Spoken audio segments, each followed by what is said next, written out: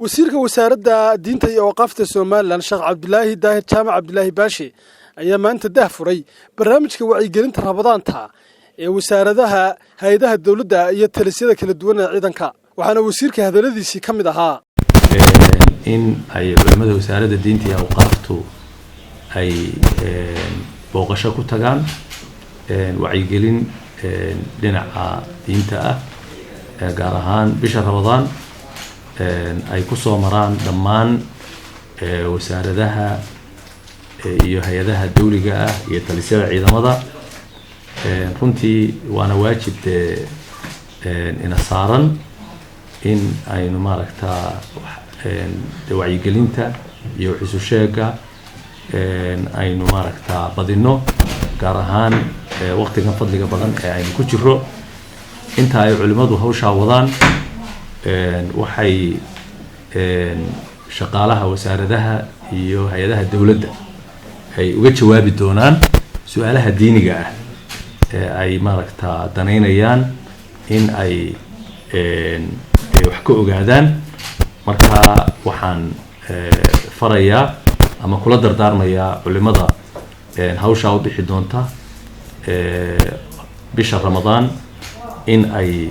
insha Allah ta'ala hawsha si wanaagsan loo guto dhammaan hay'adaha dawliga la gaaro shaqaalahooda wacyigelin diimeed maaragtaa loo sameeyo sidoo kale waxaan iyagana ka codsanaynaa wasaaradaha iyo hay'adaha dawladda ee maaragtaa culimadu ay u iman doonto in lala shaqeeyo oo la soo dhaweeyo insha Allah ta'ala gaar ahaan agaasimayaasha guud waxaan ka codsanaynaa in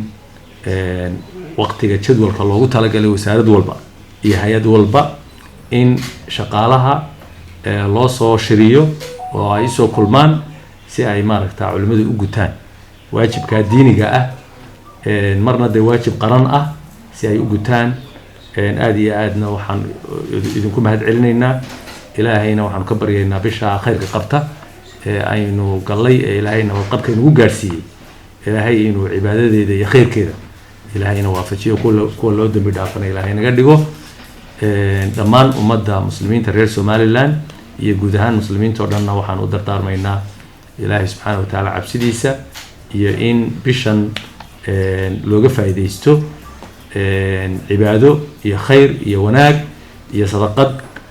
dadka maaragtaa jilicsan wax la taro inta ayaan maaragtaa ku koobayaa. Assalaamu calaykum waraxmatullaahi wabarakaatuh.